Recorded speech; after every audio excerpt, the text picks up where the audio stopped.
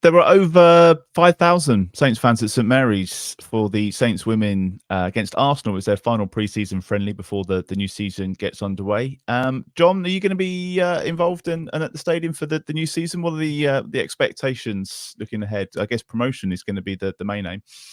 Yeah, that's it. Yeah, so I'm announcing once again this season. So that's it's always good fun, and it's good fun to follow them from the seat, from the mic. But yeah, I think that's it. It's just go again. Last season we came very close, but it's obviously ruthless. One team goes up, so you've got to be literally the best. And at times we weren't. But yeah, I think again, we've got a new manager in.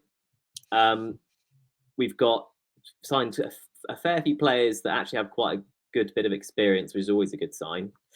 And I think, yeah, it's just got to be another case of give it a go. I mean, to get into the WSL, to have two, the men's and the women's team both in the top flights of their respective leagues, would be incredible and something we should be aiming for, really. It's such a hard league to get out of, though, Alfie, isn't it? We've spoken about this many times when discussing the women's team. This only one team going up. It's a nonsense, really. Yeah, and then there's 4 or 5 teams who are going to be going for that one place as well. We spoke about London City Lionesses bringing in the actual PSG manager, I think it was, and things like that. Swedish international captain who's played for the biggest clubs in the world. Newcastle United are going to be throwing a lot of money at it.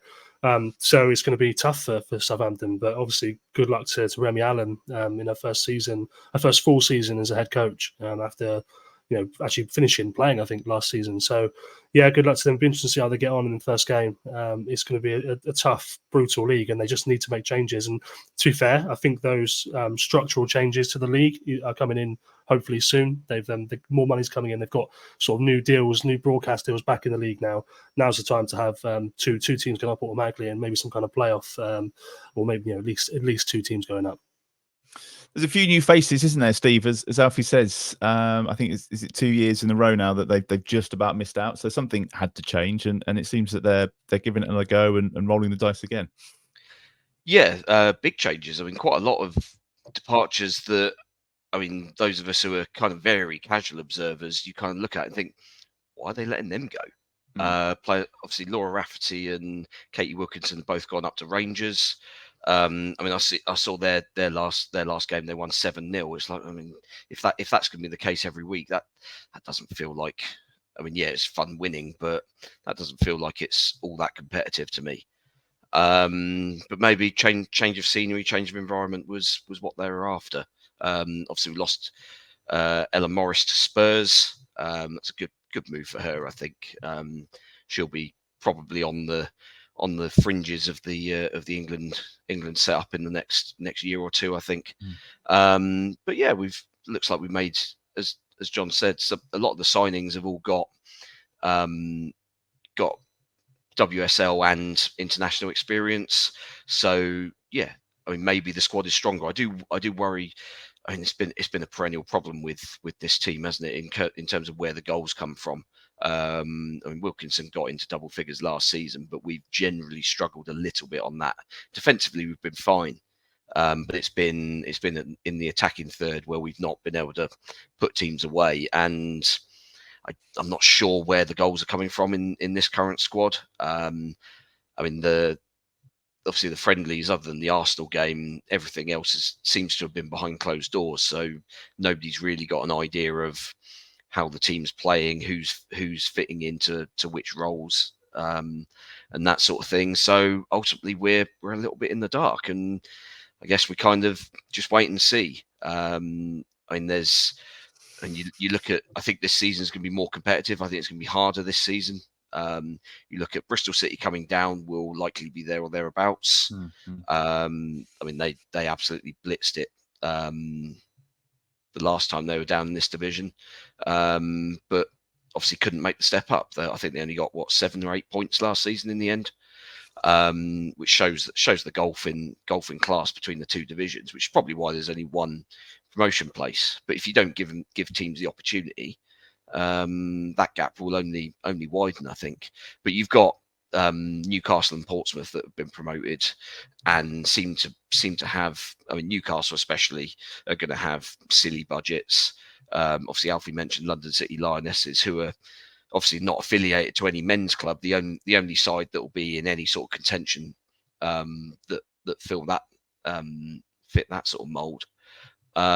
So yeah, there's potentially 6 or 7 sides that could be going up, or at least have sort of strong claims to be trying to do so.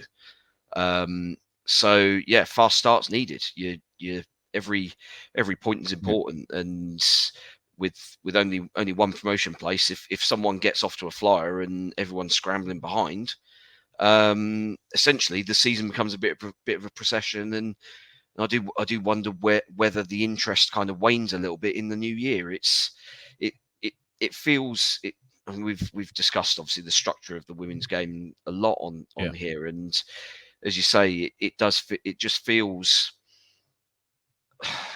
a bit of a drag. The fact that they don't seem to want to.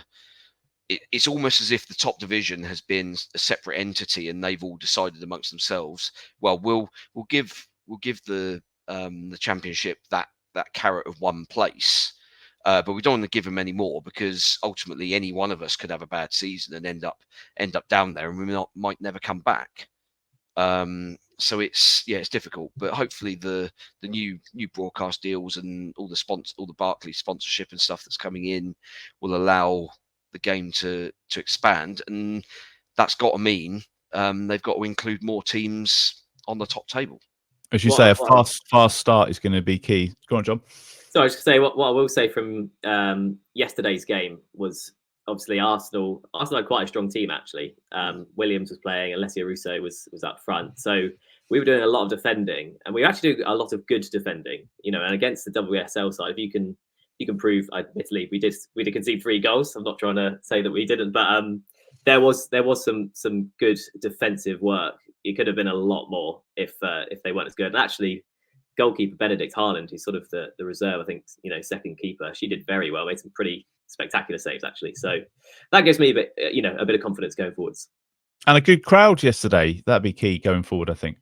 Yeah, definitely. Yeah, 5,000 odd. A lot of Arsenal contingent, because I think they've got quite a good following generally. It was pretty good for a friendly. But we've obviously got the new Northern fan zone. So I mean, I think they're hoping that quite a few more people come in for that.